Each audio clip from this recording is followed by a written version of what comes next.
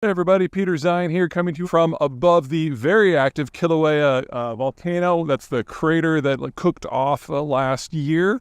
Today we're going to talk about an assault that happened last week. The Ukrainians sent a squad of drones north out of Ukraine over Russian airspace into the Gulf of Finland to attack the Uga-Ust, hope I pronounced that right, oil refinery and loading facility. Now, normally this wouldn't really matter because normally drones, as we've seen, can't get through any sort of meaningful air defense. But the Russian air defense in this area appears to be just as crappy as it is everywhere else in the country, so a bunch of them got through.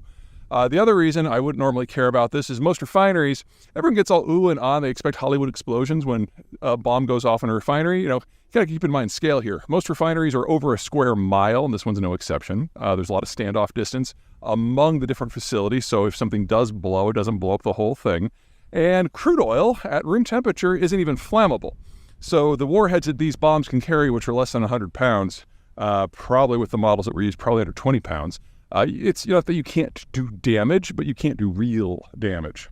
But this is not just a refinery. This is also a loading facility. And in a refinery, once you've made your fuels being more flammable than raw crude, you then put them into a truck or a pipe and send it away. With a port facility, you put into a big, giant tank, and then a large vessel comes by and sucks off what it needs and goes on its merry way. And so the tanks themselves are the vulnerable points here. Now, judging from the size of the explosions and the fires that were started, the tanks were not hit. That's just something that you should have in the back of your mind when you're evaluating when somebody says a refiner, a certain piece of energy infrastructure was hit, so you know what to look for. What's interesting here, two things. Number one, it took the Russians more than 3 days to put out the fire, and they put it out the wrong way, using water in, the near Arctic winter, which caused a lot of water to freeze and then expand and wreck more infrastructure. Damage assessments are still underway. We don't know how bad it was, and had this been a normal attack, we would have known within 24 hours whether or not anything substantial had been done. But here we are nearly a week out, and we still really don't have any more but the vaguest ideas, and the facility is shut down. Now, there's a lot of reasons why this matters. Number one, while the Europeans have put sanctions on seaborne crude, seaborne oil product is in a loophole. So they were still taking stuff from this facility, and with it shut down, all of a sudden, sanctions have gone up to a whole new level, and we're going to have a very good idea of how the Europeans can absorb or not this newest change. Quick add-on, the Ukrainian attack on Ust-Luga was on Sunday the 21st, and less than 72 hours later, the Russians were able to begin shipping out again. However, what is being shipped out is primarily, well, almost exclusively, oil and something called condensate, which is kind of a raw product somewhere between natural gas and oil. The actual refining complex remains completely offline. There's no naphtha, there's no fuel, there's no intermediate products that are coming out at all. And at present, the Russians are still completing their damage assessments. And at the pace they're going, we probably won't have any information on the level of damage until probably March. And then, with their very, very thin remaining skin of skilled labor, they can start talking about repairs. Second, this is the first significant Ukrainian attack against a significant economic asset of the Russian Federation, and at least on the surface, it looks like it was much more successful than they ever thought was possible. That means that the northern parts of the Baltic Sea and the Gulf of Finland are suddenly in a danger zone that is well within the Ukrainians' proven range of operation. Now, the Ukrainians and the Russians haven't really gone against civilian shipping right now, but I can't think of a better target than an oil loading and refining platform such as what we've got in Ust-Luga. Again, apologies for the inaccuracy. We're just going to put the spelling right here so you can see what I'm having the trouble with. Okay, so this is the sort of thing we should now watch for in the future, because this is not the only facility of this type which is within the Ukrainians' reach. There are a number of facilities at Novorossiysk on the Black Sea and Tuapsa on the Black Sea, and closer to St. Petersburg, also on the Gulf of Finland. And now that the Ukrainians have proven that a few things can slip through, you can bet that they're going to target all of them. And all told, if you look at all of the infrastructure combined, its combined export and throughput capacity is in the vicinity of 3.5 million barrels a day, which is about 3.5% of global output. So if you put a meaningful dent in the export infrastructure, it's impossible for the Russians to shunt this stuff somewhere else. There's nowhere else to go. And so it just backs up through the system. There's also one other thing to look at. The fact that the damage control crews proved to be so incompetent is something that we're starting to see at the edges as the Russian economic system frays. The Soviet educational system collapsed back in 1986, which means that the youngest people who are worthy of terms like engineer turned 64 this year. And so when I think of fire suppression, I think of something that normally I could not just pick up the hose and go do it. You want someone with specialized training. And especially if you're talking about petroleum, natural gas, or refined product fires, you definitely want someone who has some idea what they're doing.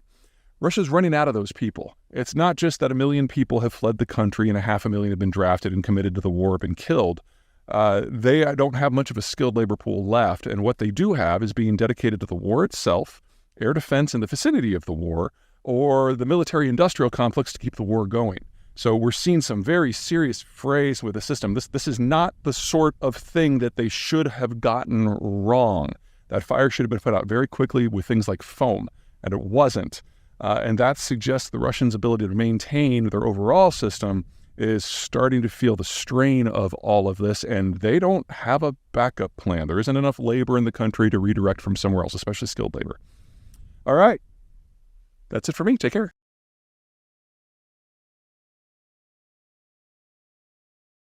Hey everybody, Peter Zeihan here, coming to you from Colorado. Now, I get a lot of flack for never having good news, so I figured, here's something fantastic that's happened over the holidays.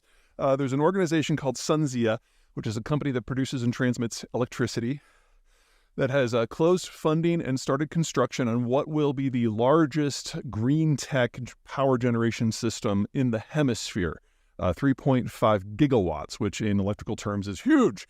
Why does this matter? A bunch of reasons. Number one, $11 billion is how much money they had to raise. Raising money these days is difficult because the baby boomers are majority retired. All of their capital and all their savings has been put into relatively static things like cash and T-bills. And so if you're trying to raise funding for anything, it's gotten a lot more expensive. In addition, unlike if you were to build, say, a natural gas power plant or anything that's fossil fuel-based, with those systems, fossil fuels, only about 1/5 the cost of your full life cycle cost for your facility has to be raised at the front end to pay for construction. But most of it is instead raised from fees when you're generating the power as you go. Instead, with green tech, 2/3 of the cost is up front because there's no fuel cost, but the upfront cost is much higher. So you're talking about 2/3 of the total value of the entire life cycle of the project has to be raised before day one. And so doing that at all is difficult now that capital costs have roughly tripled, but Sunzia was able to pull it off. So number one, big achievement for the capital cycle. Number two, the size, 3.5 gigawatts, biggest in the hemisphere. If we are going to do the green transition, we need to increase the amount of power generated in the country by at least 50%. This is a nice little bite taken out of that. But from my point of view, if we're going to deal with the post-China world and expand the industrial plant to manufacture everything we need to expand it by another 50%. So regardless if you're green, if you're pro-development, or both, this takes us a significant step forward. We still need like another 500 of these steps, but we're going in the right direction. Okay, number three, what it is. It's wind, and it's in New Mexico. So wind, as a rule, is much more cost-effective than solar, in large part because every time the sun goes down, all those solar panels just become paperweights, whereas the wind blows at night. In addition, while we have had incremental improvements in the capacity of photovoltaic cells over the last 15 years, it's nothing compared to what has gone on with wind. It used to be that wind turbines were 100 feet tall. Well, this year, we're going to have prototypes for ones that are 1,000 feet tall. Just massive, massive structures. And they generate more than an order of magnitude more power than the old ones do. And more importantly than their size is their height, because they're reaching wind currents that are far more stable and far stronger.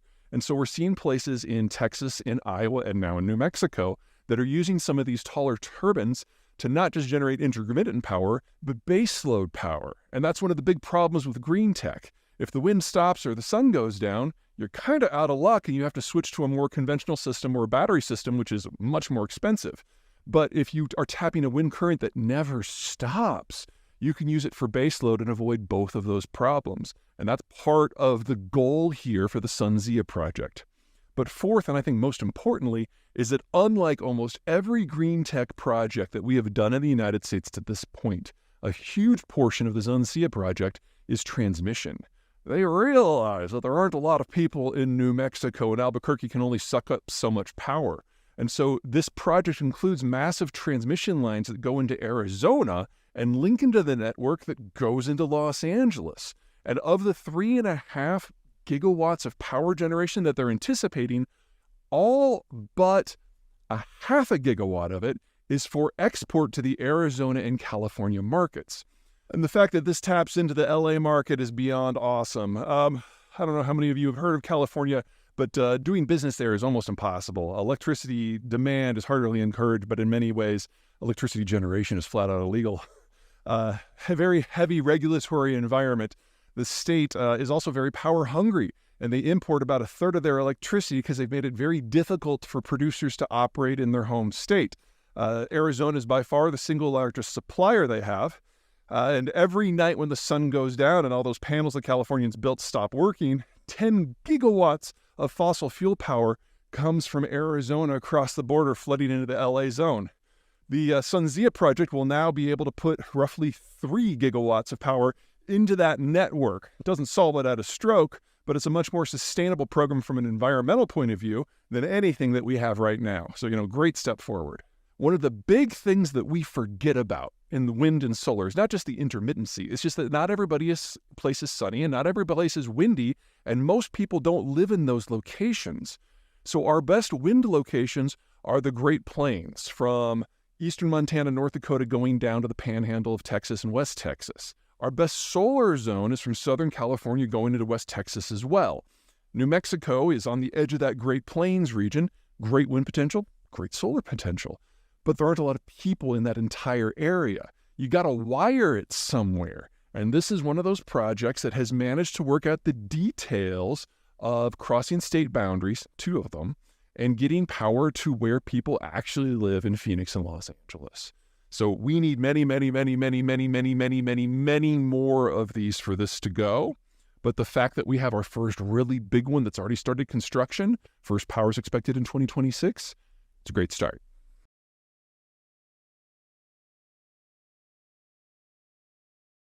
Hey everybody, Peter Zeihan here, coming to you from a chilly day in Delray Beach, Florida. Well, chilly for Florida. It's like 50.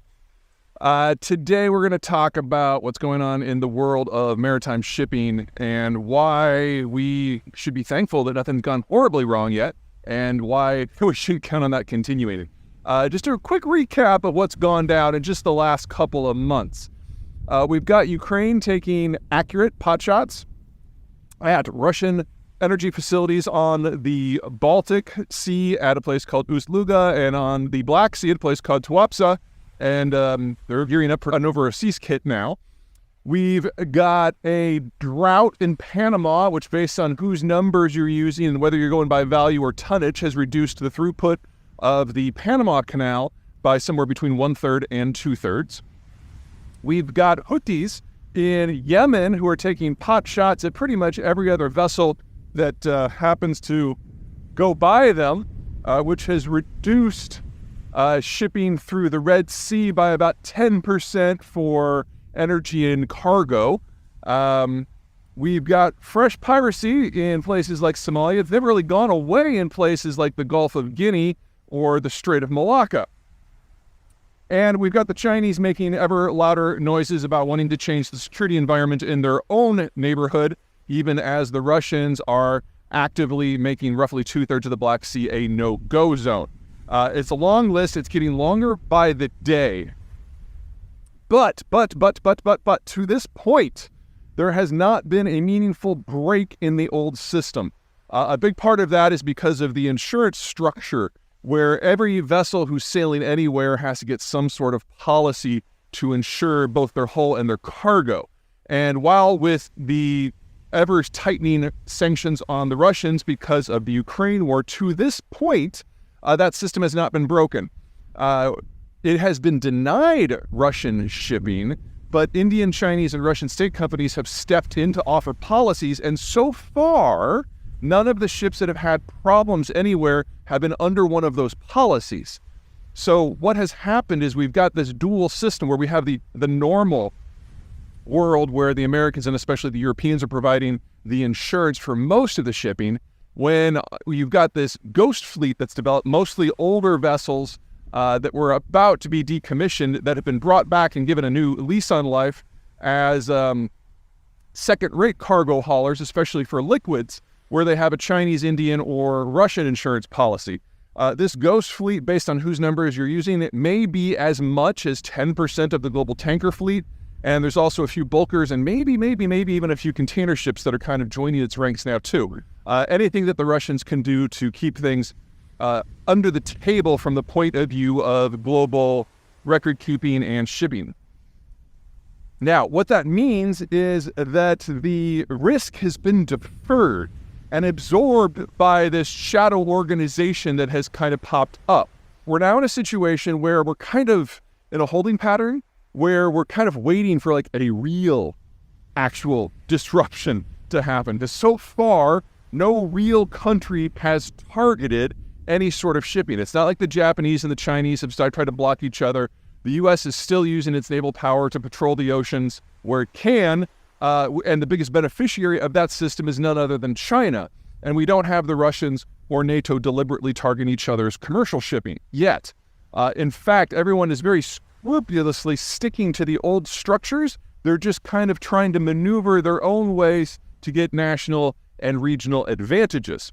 Now, this isn't going to be long for the world. This is a very unstable sort of equilibrium that we have reached in early 2024. And this is crazy. That ghost fleet is the reason why it's all still working. It's kind of a testament to the strategic inertia of the system. But now the buffer, the ghost fleet, is something that is largely documented, largely under the table. And if one of these ships gets into trouble, it's an open question of whether or not the U.S. Navy will step in to help. All of these are unknowns, which means as soon as that happens, a ghost fleet ship gets into trouble or a real country starts taking shots at another country's shipping, we don't just lose that buffer, we lose all of the insulation that we've managed to build up in the last 2 years, and we get a very quick breakdown, much faster than we would have otherwise.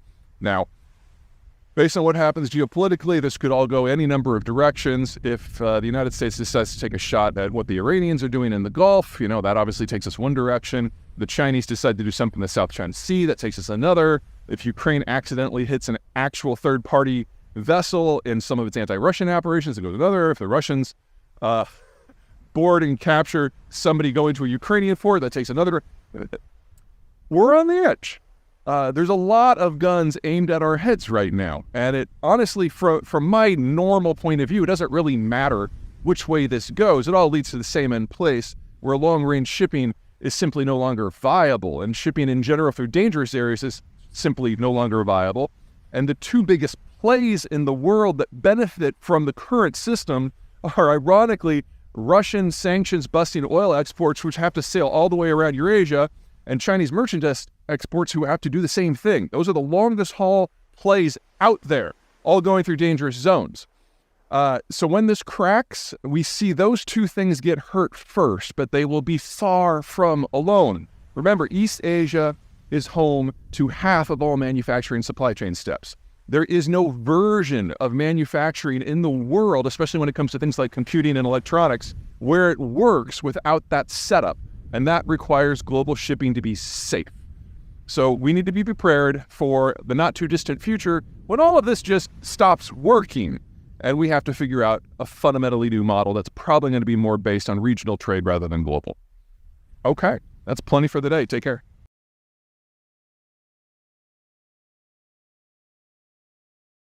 Hey everybody, Peter Zeihan coming to you from Colorado, where we're about to get another 6 inches of snow. A lot of you have written in about the Biden administration's decision to put an operational pause pending further review on liquefied natural gas exports. There are a lot of people talking a lot of things on all sides. On the energy industry side, they're saying that this is a a breach of proper protocol, and it's going to really inhibit future investments across the sector. And on the environmentalist side, they're talking about how this is the end of that sector altogether, and they're dancing and singing Kumbaya. Everybody's wrong. Let me kind of lay out what this stuff is. So natural gas is normally transported by pipe because it's difficult to move, it's difficult to store, it's difficult to produce. And so you'll have a pipe network like in North America that is separate from the pipe network in Europe, which is separate from the pipe network in China. Those are the three big ones. You got some smaller ones around the world. They don't connect, or they can't connect. And so if you want to link these together, what you need to do is have a facility on a coast that will chill the stuff down to something like negative 300 degrees or so.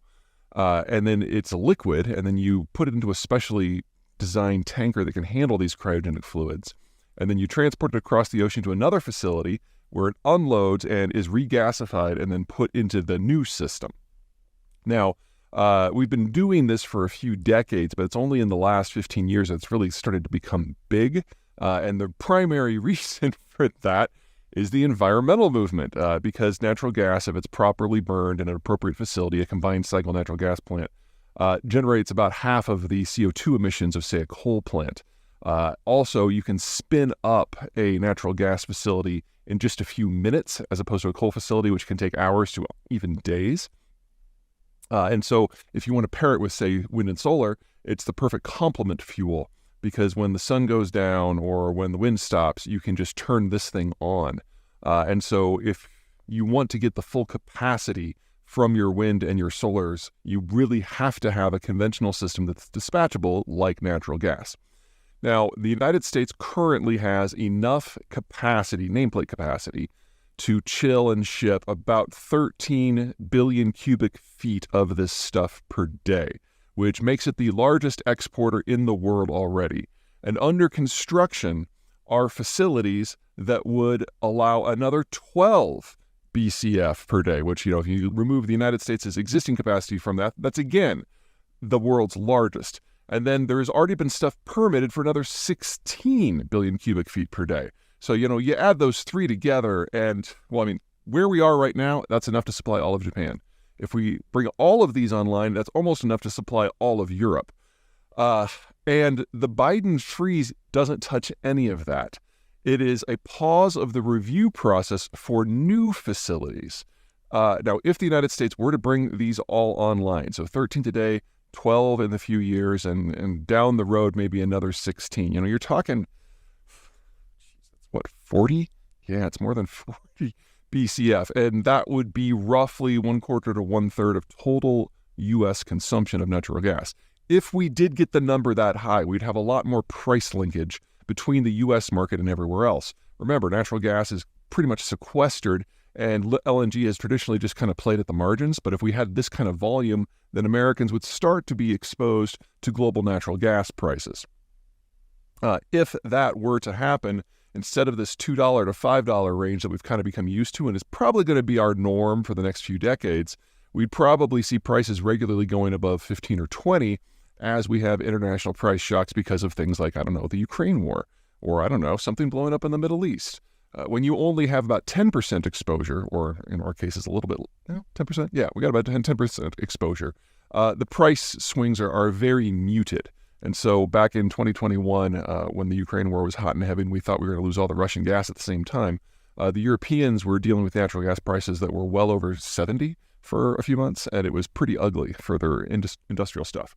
Anyway, let's talk about what people are talking about with this. On the industry side, the idea that we're going to build out past 40 is kind of a stretch anyway, so the oil companies are just whinging because someone's telling them that they can't do anything right now. Second, the Biden administration has not oversold this. They're saying it's a temporary pause of the review process to consider climate change. Well, if you want to consider climate change, natural gas is the perfect fuel to ship out in bulk because it's the only thing that really pairs with solar or wind. You're not going to do this with coal. That would be silly.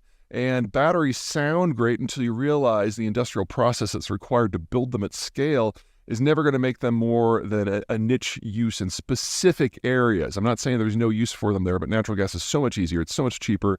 And by most measures, it's actually a lot cleaner too. So you're only going to put batteries in places like Phoenix maybe, where the solar intensity can be really, really high, and they just need to save some, for nights.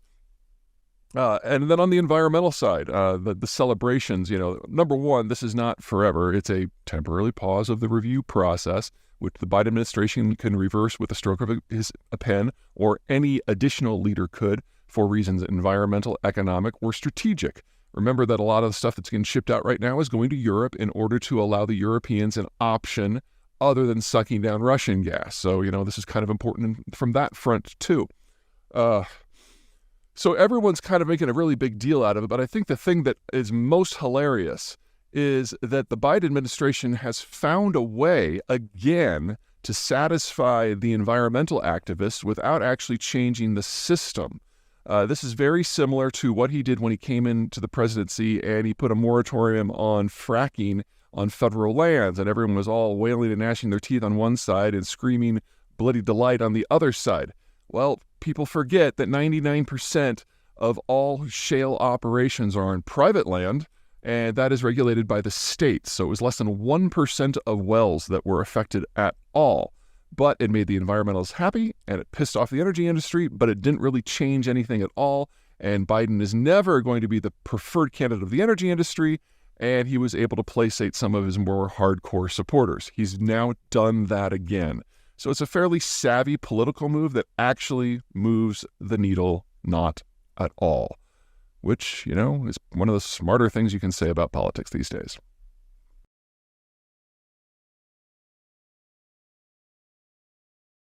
Hey everyone, Peter Zeihan here, coming to you from a very foggy Colorado. It is the 16th of February, and the news today is that Russian prison authorities have announced the death of Alexei Navalny, who was a political prisoner who had the audacity to criticize Vladimir Putin and run for office long ago, years ago, and has been in prison ever since.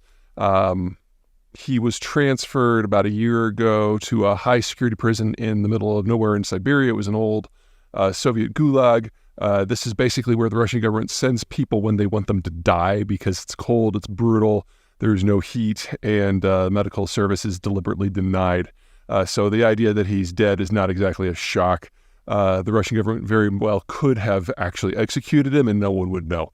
Now, back in 2021, the Biden administration said the death of Navalny would trigger a collapse in international relations that would really punish the Russians. But since then, the Russians have launched a war and killed a couple 100,000 people in Ukraine.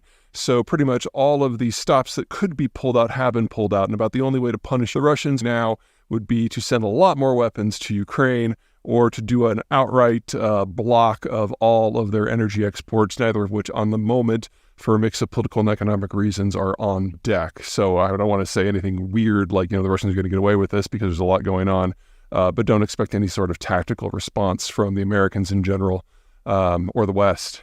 Now, before anyone gets to crying about this, a couple things to keep in mind. Number one, Russia's not a democracy. It hasn't really been a democracy in over 20 years. So even if Navalny was allowed to continue to be part of the political conversation in Russia, it's not like he has any chance of changing policy. He was more of a personal annoyance to Putin and nothing more. There are other people within the ruling party who have decided to run for presidency against Putin on a very nationalist ticket, but just be opposed to the war, and they're not being allowed to participate either. So it really doesn't matter. It's something that pro-democracy activists in the West get really excited about because he's a name that more people know, but he was never going to have any influence. Second, careful what you wish for. Navalny may have been a nicer guy than Putin because, low bar, but he was just as nationalist. And his biggest criticism of the Ukraine war wasn't that it was happening, but it just wasn't being prosecuted very well. People forget that the strong predilection among Russians is to continue the war. They just don't want to be part of it personally. The idea that Russia needs to expand its borders in order to survive is not one that is particularly debated in Russia. It's generally been their security policy for 400 years, that as long as your external borders are flat and open, you're not safe. So you have to go through Ukraine to get to Romania and Poland and the rest. Now, of course, that's bad for Romania and Poland and the rest, but the Russians are not misreading the map. And unfortunately, that gets wrapped up in the political discussion so that folks like Navalny appear more important. than they really are. So, I mean, I feel bad for the guy and his family, but we were probably always going to get here.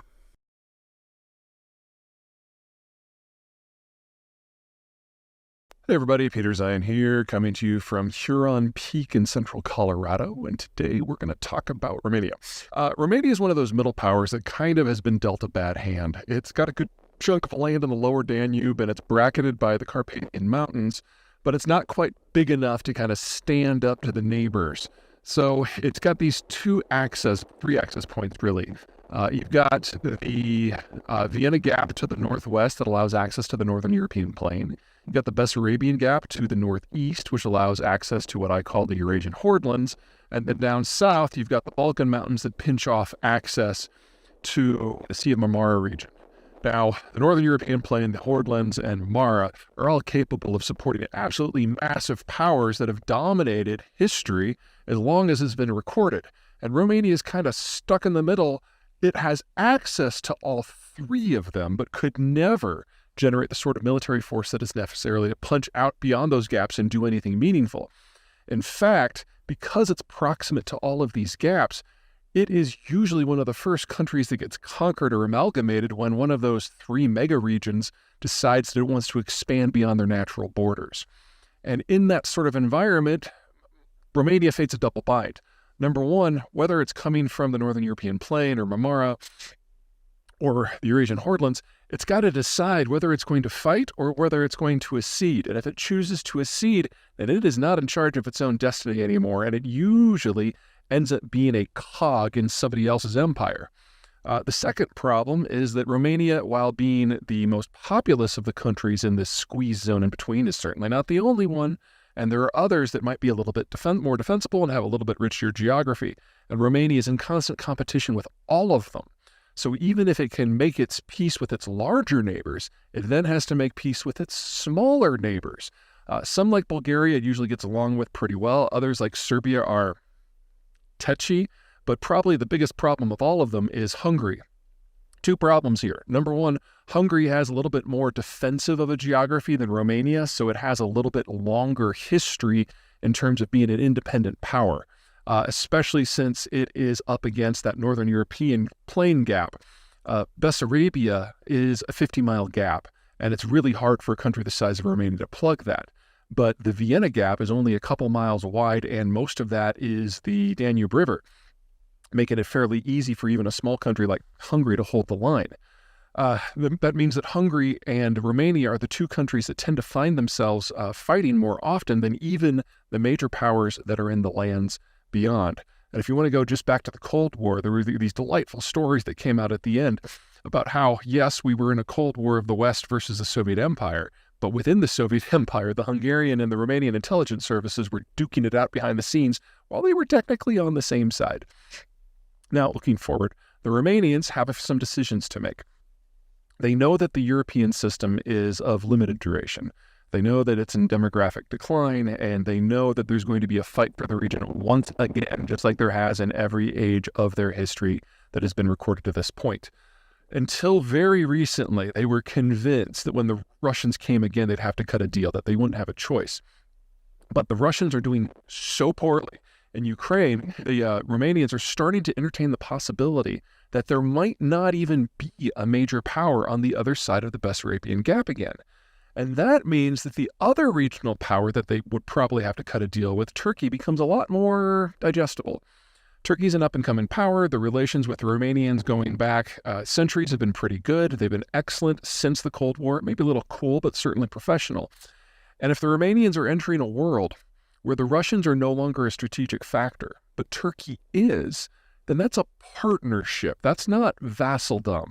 And that could potentially spell the greatest chapter in Romanian history to date. There are plenty of caveats in that statement. Romania has among the world's worst demographies. They are one of the top 10 countries in the world for using abortion as a birth control method, and they're among the worst demographic structures in Europe. They're going to have to find a new economic model, and they're going to have to figure out what happens post-EU and maybe even post-NATO. These are all big questions, but the fact that they've got a rising partner in Turkey right next door, but not directly adjacent, Bulgaria's in the way, that's That's a pretty good setup. All right, that's it. Take care.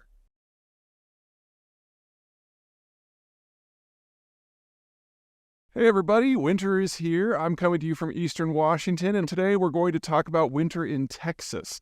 Now, if you guys remember back a couple of years, I think it was 2021, Texas got hit by a cold storm and basically everything collapsed. All of their energy generation, especially natural gas, just ceased functioning. And 200 people died over the course of a couple of weeks because of the lost electricity. That has not repeated with this cold front, even though by many measures in most parts of the state, temperatures got a little bit lower. So 5 things are different now compared to what happened back in 2021. First of all, while it did get as cold or even a little colder, the cold snap wasn't quite as long. It didn't last like the 2.5 weeks like it did last time. So the system wasn't put under as much long-term stress. But the bigger issues have to do with organizational and structural changes that the Texans have implemented. The big driving factor for things on the legal side and the regulatory side was Governor Abbott, who had spent a lot of time before 2021 making fun of California for their rolling brown and blackouts because they just have a horrible grid and a horrible energy system. And then, of course, in Texas, you had 200 people die, so he was personally motivated to make some changes. And he pushed them through the legislature, which forced the regulatory structures in Texas to adjust. And the biggest part of those changes affected the natural gas industry. So Texas, before 2021, didn't have its natural gas system winterized at all. And there's a lot of water vapor that comes up as a byproduct of natural gas production, and a lot of time it's in the gathering pipes. So what would happen when we got to sub-freezing temperatures is that water vapor would condense into liquid and eventually condense into ice and then clog the pipes. So the entire system across especially northern Texas and the Dallas area froze up, and so there was no fuel to burn to do everything else. For political reasons, Abbott blamed the wind industry because, the wind did stop going, but it was mostly natural gas that carries the backbone of power generation in Texas, and that is what failed most spectacularly. So in order to get things going, they actually had to waive almost all of their safety regimens and regulations, and people were going out with acetylene torches to manually melt the pipes. And of course, natural gas is flammable and explosive, so we were kind of lucky that didn't get completely out of hand. Anyway, this time around, the changes in regulations forced producers across Texas to actually implement some of the best winterizing technologies that we had back in the 1960s. And the Texas grid now is on par with where Arkansas, Oklahoma, and New Mexico were about 1975. So, this is some really basic stuff when it comes to things like insulation. Anyway, it was more than enough to make a difference. Okay, so that was the first big structural change. The other big structural changes had nothing to do with regulation. It's just how things have evolved. So the new turbines, wind turbines that the Texans had put up are more than 200 feet taller than the ones that were up 3 years ago. And that means they reach higher, they tap stronger air currents that are more reliable. So even though the wind did drop, we didn't see nearly the drop-off in power generation capacity because the physical structure is now different.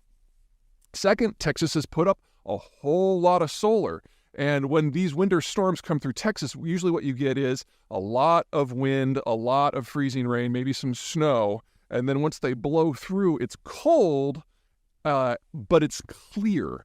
And so when you have temperatures in the 20s, solar doesn't really care what the temperature is unless it's like crazy low or crazy high.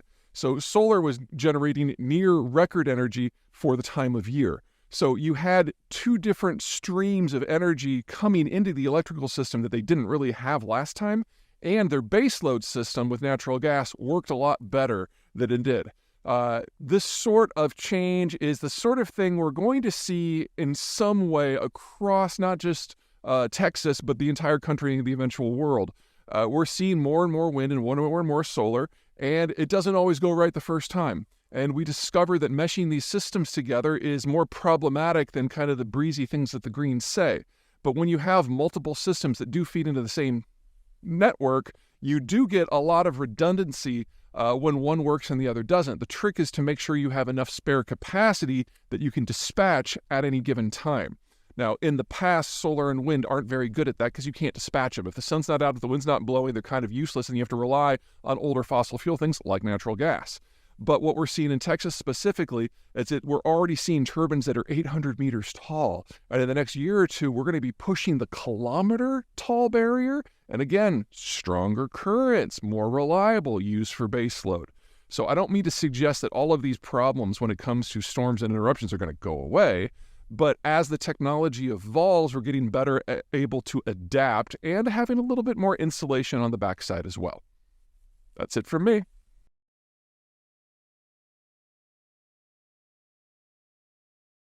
Everyone, Peter Zeihan here, coming to you from Doubtful Sound, and in this next in our series of regional geopolitics in a post-American world, I want to talk about Northern Europe, specifically the Scandinavian region.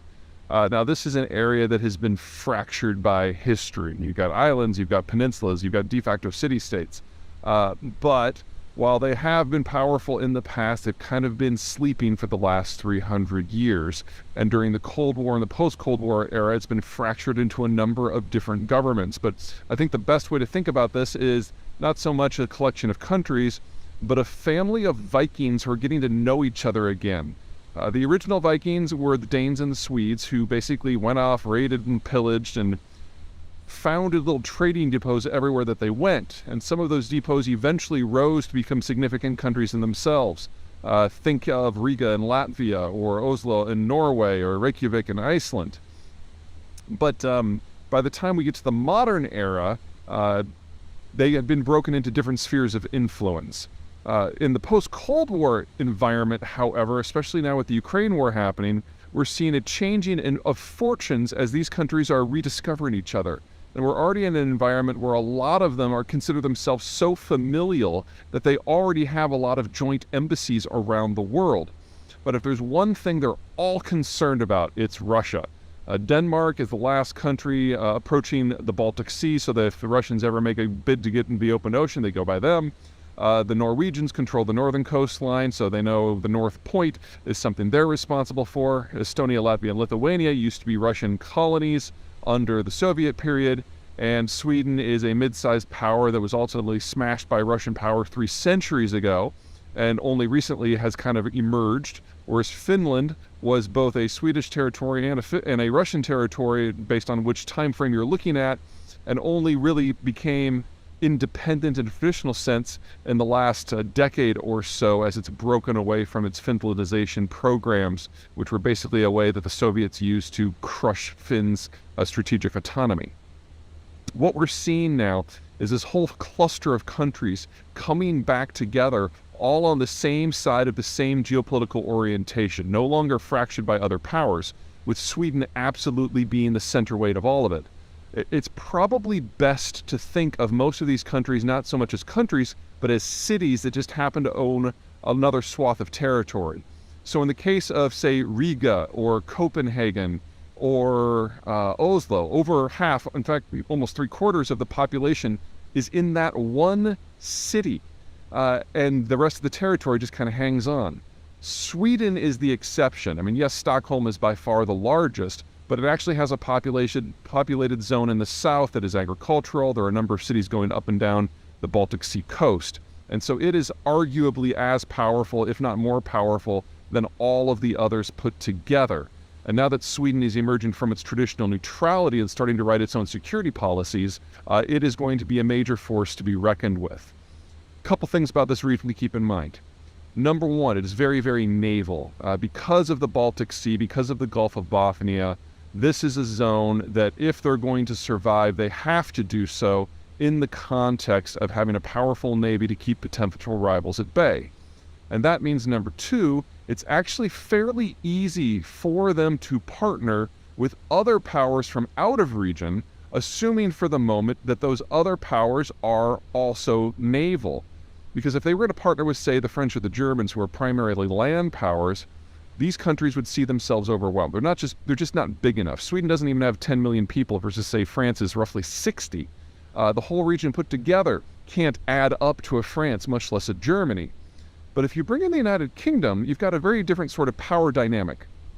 And the United Kingdom, like the Swedes, like the Danes, like the Estonians, really doesn't want to see a single large mega power emerge in the Eurasian or the European space, because that would be a threat to their naval independence. And so the Brits have always gotten along spectacularly with all of the Scandinavians. And now that the Swedes and the Finns are ditching neutrality, the partnership between London and these places is very strong. To a lesser degree, the United States is in the same place. Now, the United States overall is looking to slim down its security commitments moving forward, but it doesn't take a lot of cooperation between the Americans and, say, the Finns and the Swedes and the Norwegians in order to achieve some outside outcomes, because all of the Scandinavians just want to maintain independence, which means they're always going to be, to a degree, hostile to anything that happens in Moscow and, to a lesser degree, continental Europe. That means for a very small price, the United States can really achieve some outsized outcomes working through some very credible partners. So we should start to think of the relationship between the Americans and the Baltics and the Norwegians and the Scandinavians, however you want to define the cluster, as very similar to the American relationship with Australia. A powerful, creative ally that punches above its weight, that's going to do its own thing for its own reason, but which dovetails with American power moving forward. All right. That's it for me. Catch you guys next time.